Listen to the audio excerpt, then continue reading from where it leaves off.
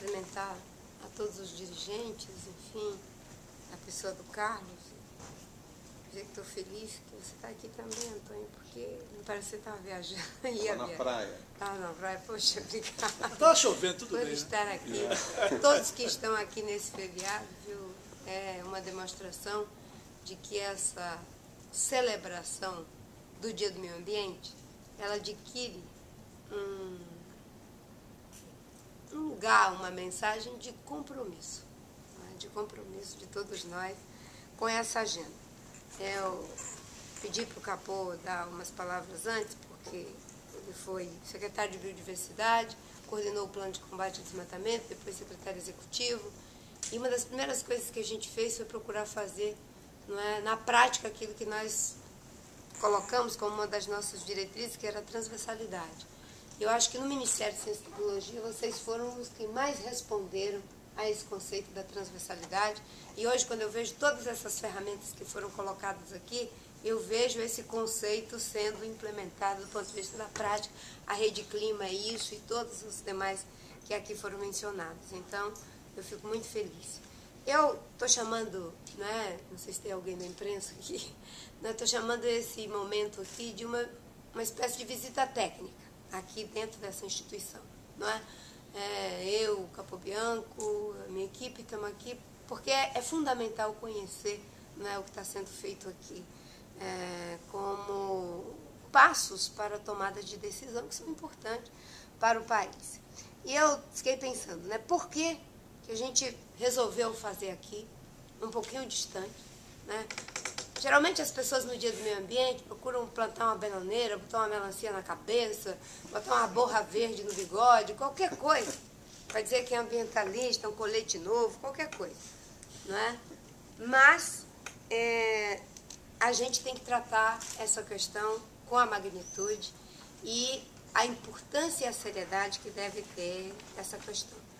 Eu digo que nós vamos atravessar esse século tendo que resolver a seguinte equação: como integrar meio ambiente e dinâmica de desenvolvimento econômico e social e como fazer com que essa dinâmica seja integrada aos desafios da proteção ambiental.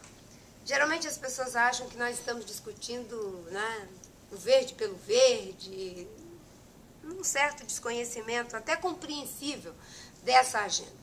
Mas quando a gente olha só para uma experiência como essa, a gente vê o quanto de conhecimento está sendo produzido, de novas tecnologias estão sendo produzidas, de novas práticas estão sendo produzidas, de novos envolvimentos e sinergias estão sendo produzidos. Ou seja, nós estamos construindo uma nova agenda, uma agenda para o século XXI, que vai envolver, não é, novas perguntas e, obviamente, que novas respostas. Então, eu acho que a força simbólica de estarmos aqui é porque eu tenho dito que nós temos que sair, não é, cada vez mais da ideia de um Estado provedor para um Estado mobilizador. Esse Estado mobilizador, ele vai mobilizar e criar suas próprias competências, aprender a atuar em parceria com as competências de outras instituições públicas e privadas, não é? Interagir com a sociedade civil, esse Estado mobilizador. E, obviamente, que para isso nós vamos precisar, não é, da ciência, e aqui nós temos uma instituição que produz ciência. Nós vamos precisar de muita tecnologia e inovação para dar as respostas necessárias para os problemas complexos que nós estamos vivenciando. E nós vamos precisar de eficiência, não é, e profissionalização do Estado. Essa é uma instituição que é um pedacinho do Estado profissionalizado, não é? E eu, quando liguei para o Gilberto, eu quero aqui também mencionar, liguei para o Gilberto pedindo para fazer essa visita, não é? E ele disse, eu vou falar com o ministro, mas de pronto já disse que ele estava inteiramente de acordo. De pronto o Carlos estava inteiramente de acordo e de pronto vocês estão aqui.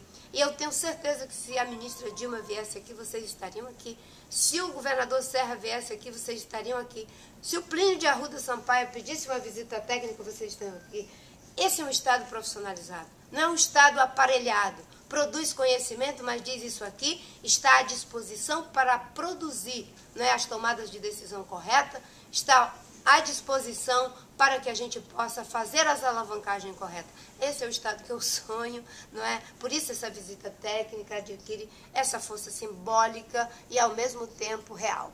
Não é? Com um Estado que seja transparente, eficiente, não é? A gente vai conseguir melhores resultados. O exemplo do plano de combate ao desmatamento, que o Capobianco já falou, não teria sido possível sem as ferramentas que vocês disponibilizaram, sem o trabalho da Justiça, do Desenvolvimento Agrário, do Ministério da Defesa e o nosso próprio trabalho.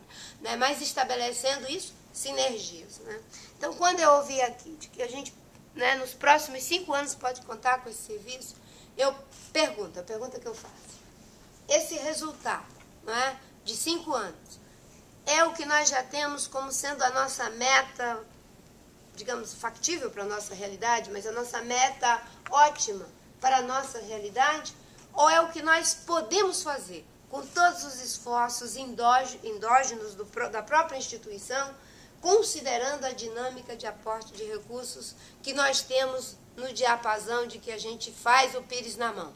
Ou, diante de problemas tão graves para a agricultura, para a vida das pessoas, para os assentamentos urbanos, para o sistema hídrico, para as nossas florestas, né? O que seria uma situação, digamos assim, desejada, sem a gente extrapolar, obviamente, somos um país em desenvolvimento. Né? Entender isso é fundamental, porque, no meu entendimento, a gente coloca, às vezes, muita força na velha agenda, mas a gente não é capaz de colocar os mesmos recursos, as mesmas prioridades na nova agenda. E isso é por falta de visão. Suponhamos que a gente tenha visão, a gente pode mobilizar os recursos e os meios para ampliar cada vez mais os recursos humanos, para ampliar cada vez mais os recursos tecnológicos e financeiros, para que a gente possa, num período de tempo razoável, suprir uma necessidade que fica cada vez maior para a realidade do Brasil. Eu estava, né, vendo com a equipe, né, por que o Brasil, né, precisa, né, de uma agenda de enfrentar suas vulnerabilidades. Primeiro, pela nossa extensão territorial. Não é? É um país continental. Não é? Nós vamos, com esse esforço, me parece, atingir cerca de 100 cidades em São Paulo e 100 cidades no Rio de Janeiro, é isso?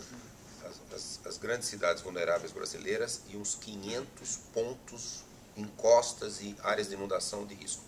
Isso é um esforço mínimo, senadora.